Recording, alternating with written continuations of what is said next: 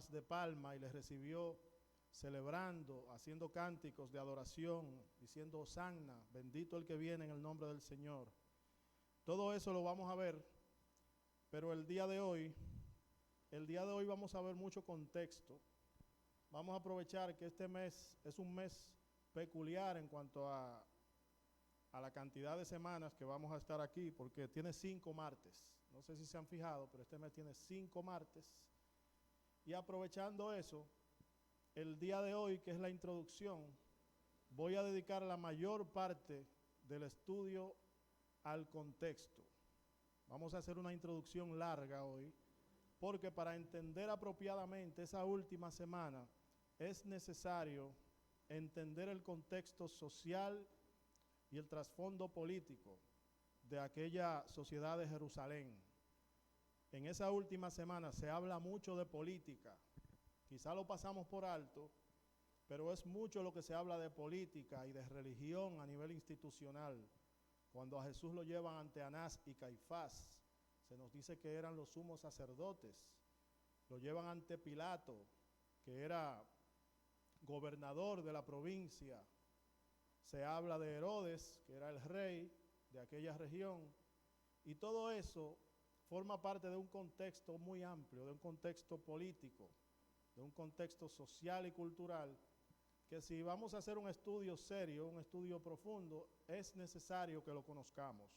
Por ende, la introducción va a ser más basada en el contexto y al final vamos a ver un poco ya de la narración. Vamos a tratar de, por lo menos, de abarcar la entrada triunfal el día de hoy, que sería el primer día, el domingo. Entonces, mis hermanos, cuando se habla de la pasión de Cristo, todos hemos visto esa película, La Pasión de Cristo.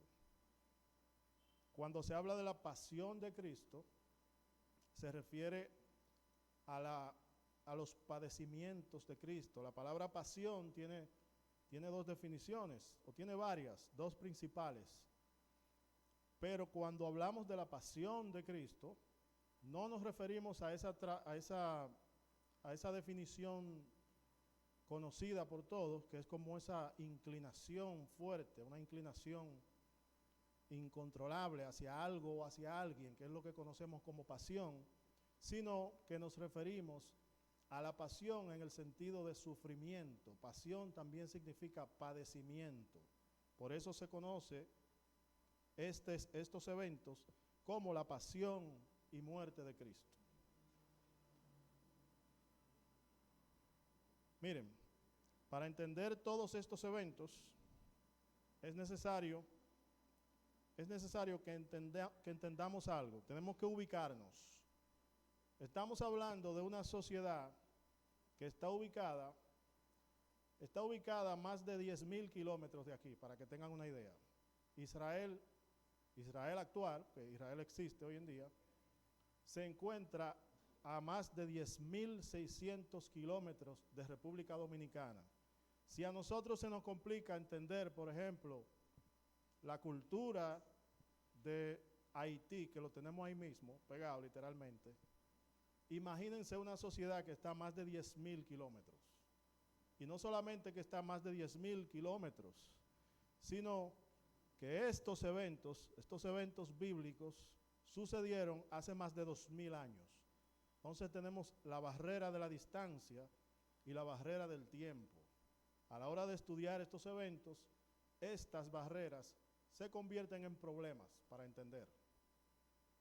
Y si a eso le sumamos el hecho de que la mayoría de nosotros usamos una traducción de la Biblia que se conoce como Reina Valera del 60, que tiene un lenguaje antiguo, que hay que emplearse bien a fondo para entenderlo, hay que usar mucho el diccionario.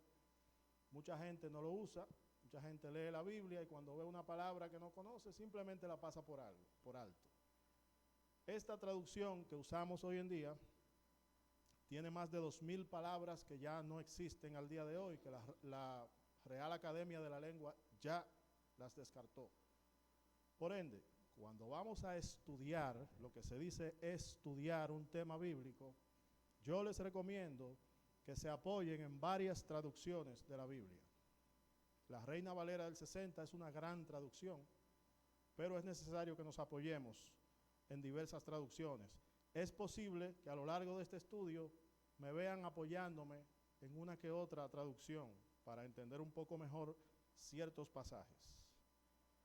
Bien, el contexto social y político de Israel tiene ciertos personajes, ciertos conceptos que quisiera que hoy, esta noche aquí, que vamos a empezar este estudio, los conozcamos por lo menos en la superficie. No vamos a profundizar en cada uno de ellos, pero para que cuando entremos en materia y nos mencionen, por ejemplo, los recaudadores de impuestos, nos mencionen el templo, nos mencionen el Sanedrín, sepamos de qué estamos hablando. Vamos a empezar con Roma. El imperio dominante en aquella época era el imperio romano. Siempre hay un imperio. Ustedes se ponen a estudiar la historia, siempre hay un imperio dominando. Egipto, Persia, Babilonia, más adelante Grecia, luego Roma. En ese momento, en el momento en que Jesús caminó en la tierra, el imperio dominante era Roma. Debemos entender y conocer un poco de cómo se manejaban los romanos, cómo era la forma de gobierno de los romanos, para que entendamos estos eventos. Toda la nación de Israel estaba bajo el dominio romano. Y no era la primera vez que otra nación poderosa conquistaba a Israel y la sometía bajo su dominio. En otro tiempo ya había pasado, como les mencionaba, con Egipto, Asiria, Babilonia, Grecia. En este tiempo, Roma dominaba no solamente Israel, sino gran parte de toda esa región, de todas esas naciones. Los romanos ejercieron un dominio muy distinto, por ejemplo, al de los egipcios. Los romanos tenían un estilo peculiar de dominio territorial, de dominio, de cómo ellos manejaban estas naciones que ellos controlaban.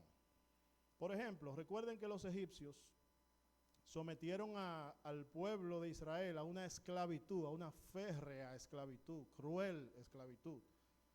Los privaron de toda libertad, los sometieron a trabajos pesados, abusaban de ellos de todas las formas posibles y luego sucedió todo aquello que conocemos como el Éxodo.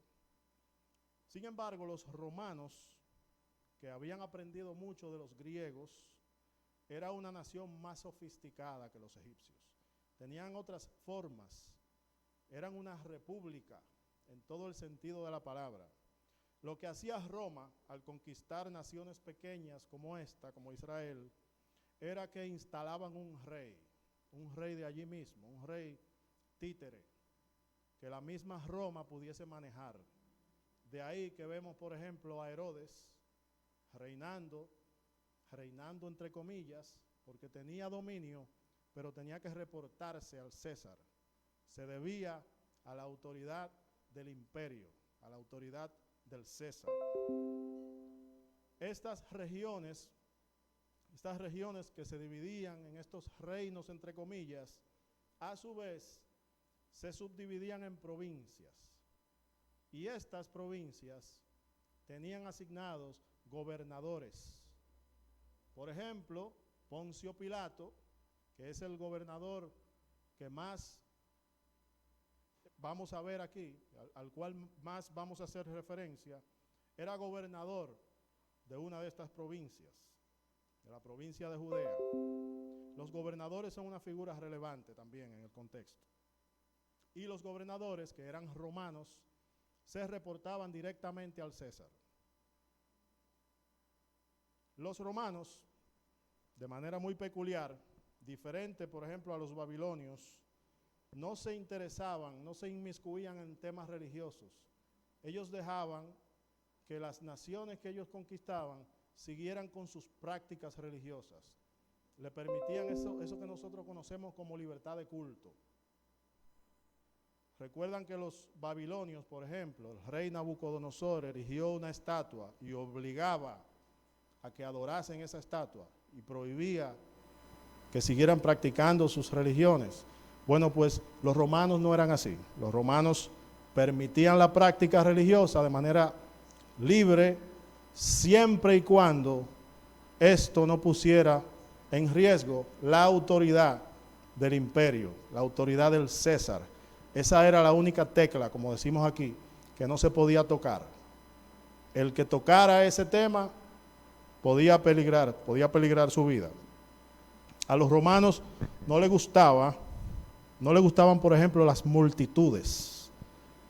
Esas reuniones donde había mucha gente reunida alrededor de una persona, a ellos no les gustaba eso.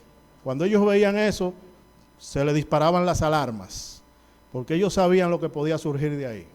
Casi todas las revueltas, todas las revoluciones empiezan así. Y ellos lo sabían muy bien, ellos tenían experiencia en eso. Por eso, cuando querían conspirar contra Jesús, eso era lo primero que hacían. Ahí está instigando al pueblo, conspirando contra el César, diciendo que no se debe pagar impuesto al César. Otra figura relevante a propósito de impuestos en este contexto social, cultural y político de Jerusalén es precisamente la figura del recaudador de impuestos. Esto lo vamos a ver también. El recaudador de impuestos, también conocido como publicano, era una figura, un personaje de aquella época bastante odiado, quizá uno de los más odiados por esa sociedad. El sistema de impuestos de Roma para estas naciones funcionaba más o menos así. Roma asumía que el César era dueño de todo. En la práctica, esa era la premisa. El César es el dueño de todo, de toda la tierra, de todas las posesiones, el ganado, de las vidas de las personas, de todo. Por ende, los habitantes de las naciones conquistadas debían pagar impuestos al César. Había, entre otros, dos principales tipos de impuestos. El primero era el impuesto por el censo, que era básicamente un impuesto por el simple hecho de existir. Usted pagaba porque sí.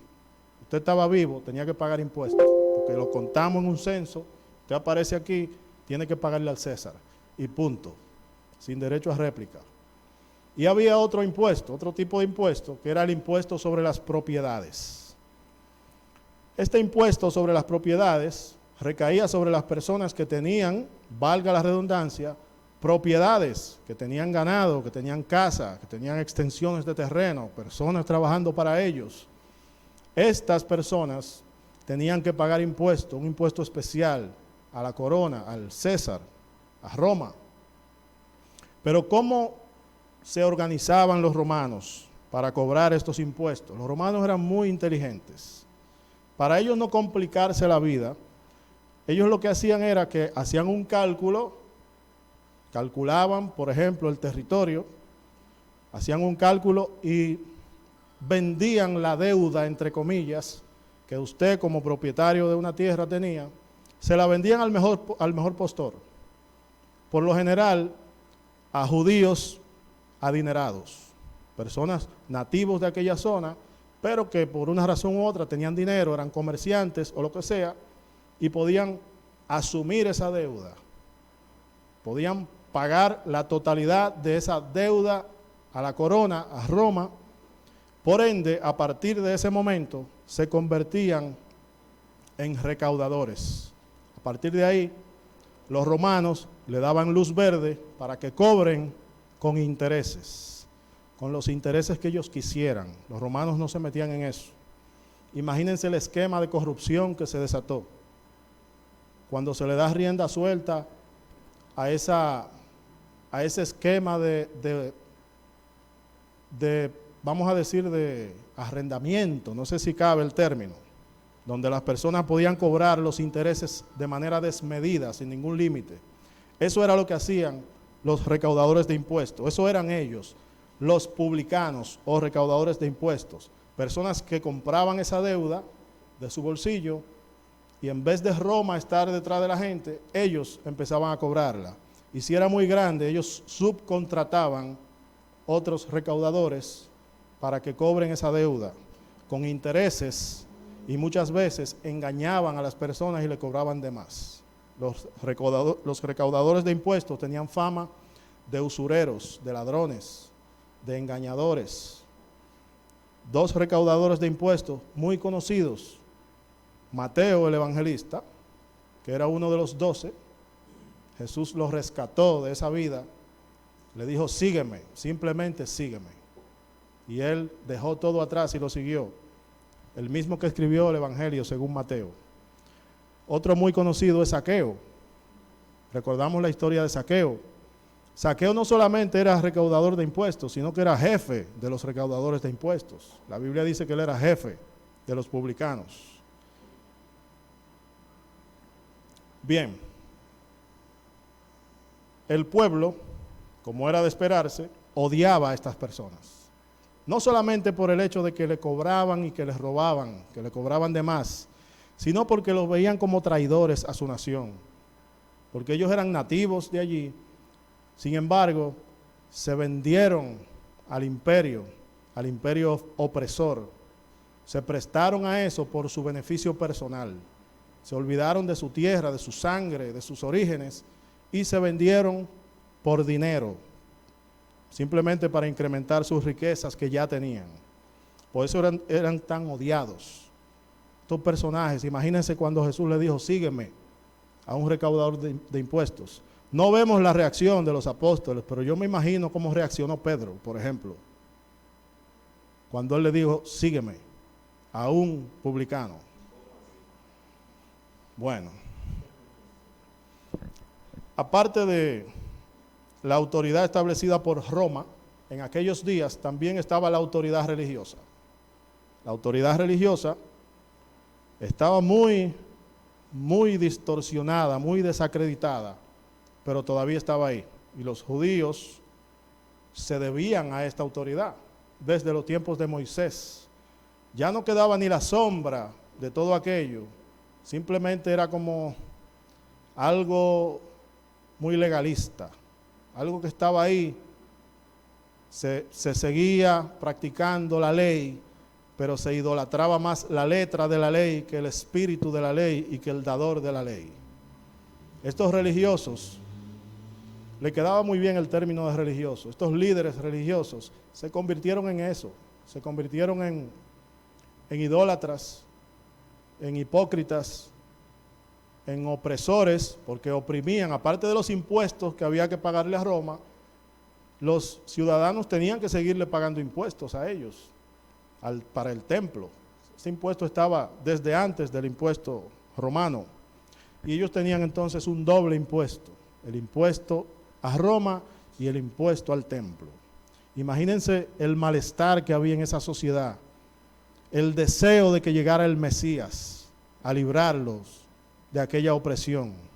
Así se vivía en aquellos tiempos, mis hermanos. La máxima autoridad religiosa era el Sanedrín. El Sanedrín era el tribunal supremo judío. Estaba constituido por 71 miembros y estaba presidido por el sumo sacerdote. Los evangelios nos mencionan el Sanedrín con diferentes términos. Lo vamos a ver como Sanedrín, literalmente, pero también se puede mencionar con expresiones como el concilio. Lo vamos a ver mucho cuando llevan a Jesús ante el concilio, por ejemplo. También lo vemos como los principales sacerdotes y los fariseos. Cuando vean esa expresión, se refiere al Sanedrín también. Los principales sacerdotes, ancianos y escribas, también esto es el Sanedrín.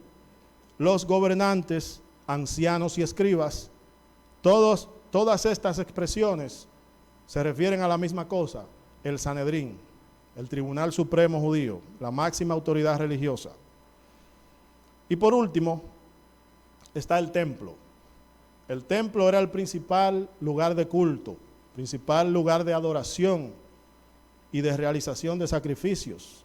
Sabemos que hubo primero un templo grande, majestuoso, construido por Salomón, que luego fue destruido por Nabucodonosor en aquel asedio de Babilonia. Luego fue reconstruido en tiempos de Esdras y Nehemías, y que luego fue remozado por Herodes el Grande. ese segundo templo construido en tiempos de Esdras y Nehemías, remozado por Herodes y ampliado, puesto de una forma más majestuosa, digamos, ese era el templo que estaba en los tiempos de Jesús, lo que se conoce como el segundo templo.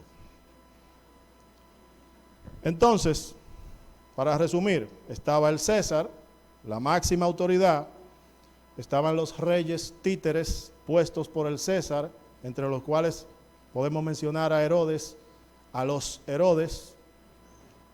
Estaban los gobernadores provinciales como Poncio Pilato, los recaudadores de impuestos, las autoridades religiosas encabezadas por el Sanedrín, que era dirigido por un sumo sacerdote. Dos sumos sacerdotes serán relevantes en este estudio en su momento: Anás y Caifás. Bien, como hoy hemos dedicado gran parte del tiempo a la introducción y el contexto, nos vamos a quedar en la primera parte de la última semana de Jesús, que viene a ser como el Domingo de Ramos, la entrada triunfal. Eso es lo único en términos de narración bíblica que vamos a ver hoy, para no abusar del tiempo. Vamos a ver este evento que es conocido por todos. Han pasado 3 años desde el inicio del ministerio de Jesús. Ya su fama se ha ido extendiendo desde Galilea al norte hasta Jerusalén al sur. Vamos a la Biblia. Vamos a buscar el Evangelio de Lucas. Este evento está en los 4 evangelios, pero lo vamos a leer de Lucas, porque Lucas tiene un detalle muy especial. Lucas 19. Los demás evangelios nos narran la entrada triunfal y ya. Pero Lucas nos narra la entrada triunfal y algo muy peculiar que sucede inmediatamente después de la entrada triunfal. Lucas 19, del 28 al 40. Lucas 19, versículos del 28 al 40. Vamos a leer la palabra de Dios. Dice así: dicho esto, iba adelante subiendo a Jerusalén, y aconteció que llegando cerca de Betfagé y de Betania, al monte que se llama de los Olivos, envió 2 de sus discípulos, diciendo: id a la aldea del frente, y al entrar en ella hallaréis un pollino atado, eso es un asno, en el cual ningún hombre ha montado jamás. Desatadlo y traedlo.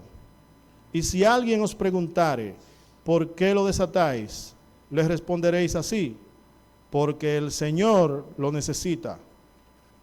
Fueron los que habían sido enviados y hallaron como les dijo. Y cuando desataban el pollino, sus dueños les dijeron: ¿por qué desatáis al pollino? Ellos les dijeron: porque el Señor lo necesita. Y lo trajeron a Jesús. Y habiendo echado sus mantos sobre el pollino, subieron a Jesús encima, y a su paso tendían sus mantos sobre el camino. Cuando llegaban ya cerca de la bajada del monte de los Olivos, toda la multitud de los discípulos, gozándose, comenzó a alabar a Dios a grandes voces por todas las maravillas que habían visto, diciendo: bendito el Rey que viene en el nombre del Señor, paz en el cielo y gloria en las alturas. Entonces algunos de los fariseos de entre la multitud le dijeron: Maestro, reprende a tus discípulos. Él respondiendo les dijo: os digo que si estos callaran, las piedras clamarían. Bendita sea la palabra de Dios. Jesús aquí hace su entrada a Jerusalén. Ya Jesús está en el 3er año de su ministerio. Ha recorrido desde el norte, Galilea. Ha ido descendiendo, realizando milagros, sanando enfermos, resucitando muertos, su fama se ha extendido y llega al punto culminante, a Jerusalén. Él sabe lo que le espera en Jerusalén. La multitud los recibe con vítores y aplausos, con hosanas, con cánticos de alabanza. Era tanto el ruido de esta multitud que los fariseos le piden a Jesús que los haga callar. Sin embargo, Jesús los deja que se gocen, que se vivan el momento. Jesús en ningún momento ha perdido la perspectiva. Jesús sabe lo que está realmente pasando allí. Jesús sabe qué hay en el corazón de la multitud. Él siente, percibe el ruido, la alegría, pero Él escudriña los corazones y Él sabe que esa misma multitud que le dice Hosanna, bendito el que viene en el nombre del Señor, 5 días después va a gritar, crucifícale, danos a Barrabás. Por eso Jesús se queda con su actitud, con su parsimonia de siempre, y los deja tranquilos. Él les permite a sus discípulos que disfruten el momento, pero Él sabe a lo que ha venido. Porque de hecho, mis hermanos, Jesús ya se los había anunciado con lujo de detalle, con una claridad literal, cuando estaban en Cesarea de Filipo.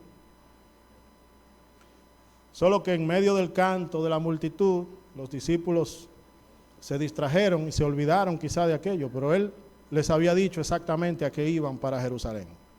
Vamos a leer eso, vamos a recordar. Mateo 16. Mateo 16, un solo versículo, versículo 21. Aquí Jesús todavía está al norte, en Cesarea de Filipo, con sus discípulos. Pedro ya acaba de hacer aquella declaración histórica que se conoce como la confesión de Cesarea de Filipo, donde le dice, tú eres el Cristo, el Hijo del Dios viviente. Y ahí en ese ánimo, en ese contexto, Jesús les dice lo siguiente, versículo 21. Desde entonces comenzó Jesús a declarar a sus discípulos que le era necesario ir a Jerusalén y padecer mucho de los ancianos, de los principales sacerdotes y de los escribas, y ser muerto y resucitar al tercer día. Más claro y literal no se puede ser. Vamos a leerlo de nuevo. Desde entonces comenzó Jesús a declarar a sus discípulos que le era necesario ir a Jerusalén y, atención a esta palabra, padecer. ¿Recuerdan la pasión de Cristo? Significan los padecimientos de Cristo. Padecer mucho ¿de quién? De los ancianos, de los principales sacerdotes y de los escribas, que es lo mismo que decir que el Sanedrín. Y ser muerto y resucitar al tercer día. Ven con el nivel de detalle con el que Jesús profetiza su pasión y su muerte, diciendo incluso el lugar donde va a ocurrir.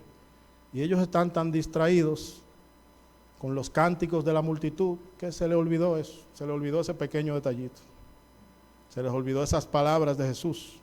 Se unieron al canto de la multitud, se dejaron distraer, no recordaban la sobriedad de ese momento.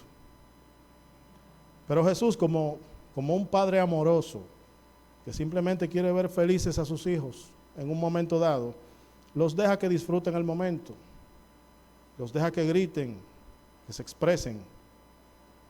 Pero ¿qué pasa? Que Jesús, gracias a Lucas, sabemos que luego de esto, luego de la entrada triunfal, inmediatamente después, Jesús, ya en un momento más introspectivo, observa la ciudad, se entristece y llora. Eso lo sabemos gracias a Lucas. Los demás evangelistas no nos dan este detalle. Jesús llora porque sabe que a aquella gran ciudad que se ha degenerado, que ha distorsionado la adoración al Dios eterno, entregándose al legalismo y las tradiciones de hombres, realmente no les importa su visitación. Simplemente están con la tendencia del momento.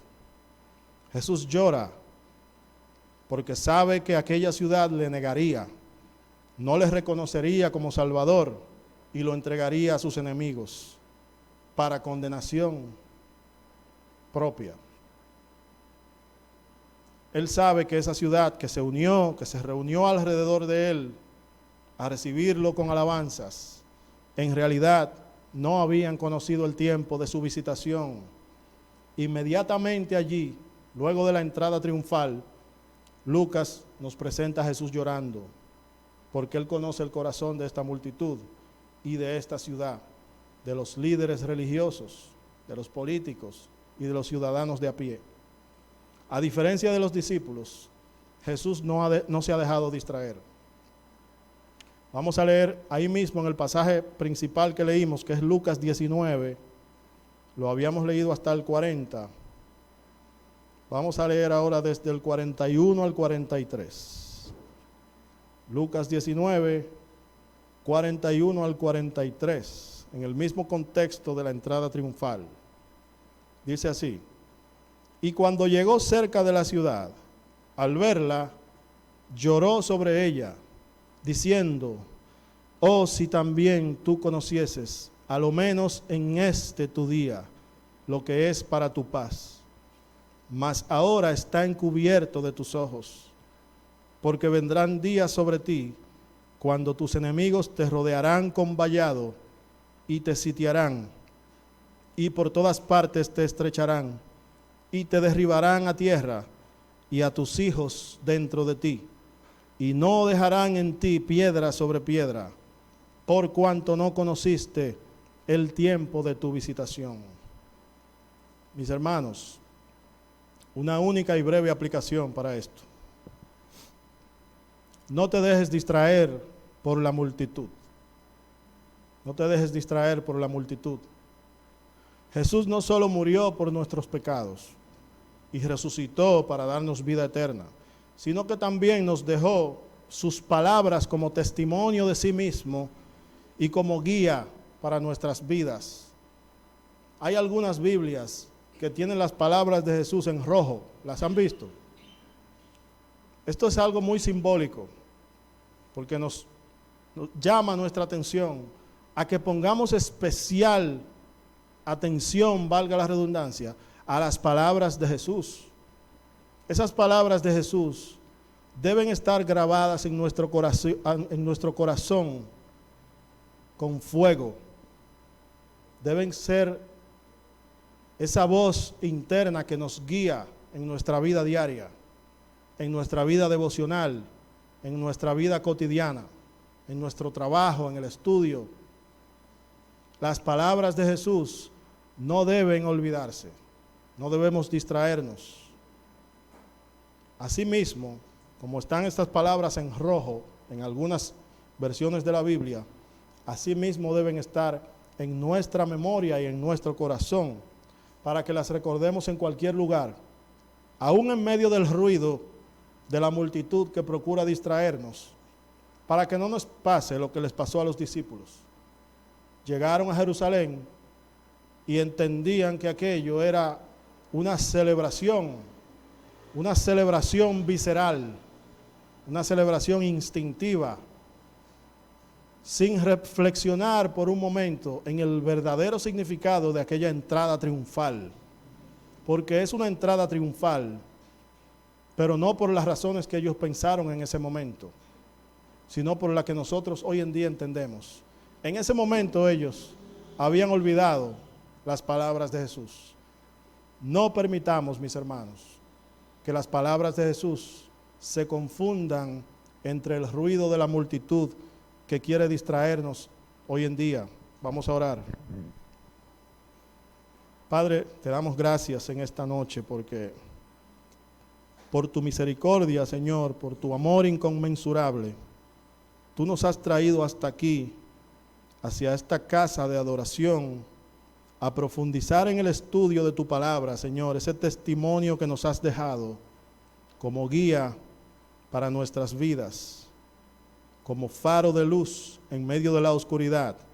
Señor, permite que los temas que se traten en este estudio a lo largo de estas semanas sean de edificación para nuestras vidas, para tu iglesia, para los amigos que nos visitan y que nos puedan estar viendo, y para las personas que nos rodean en nuestros hogares.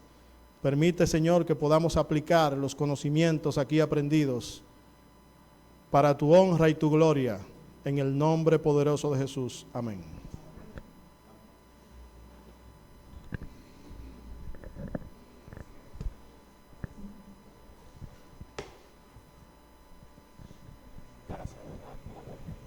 Gloria a Dios. Dios te siga bendiciendo, Edward. Es sumamente interesante. Nosotros en esta semana, este estudio introductorio, nosotros pudimos ver todo este contexto de que vamos a estar viendo, de los personajes, de quiénes están involucrados, de qué representa cada personaje. Iniciamos por esta entrada triunfal, ¿no? Y vamos a continuar este viaje hasta el finalizar estos estudios que se van a hacer muy interesantes, y le animamos a ustedes a también compartirlos en sus redes con las personas que deseen. Anímense y que podamos nosotros revisar y seguir aprendiendo del Señor.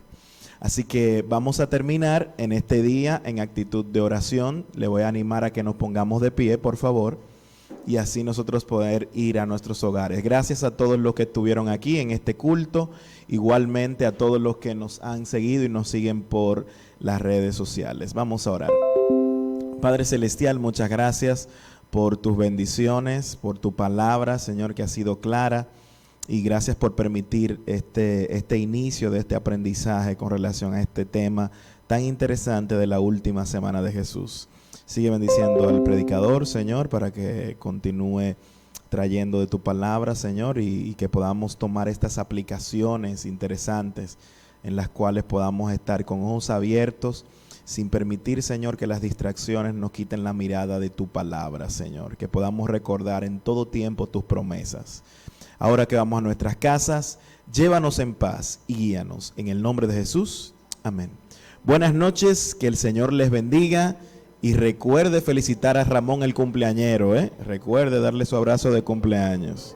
Dios lo bendiga.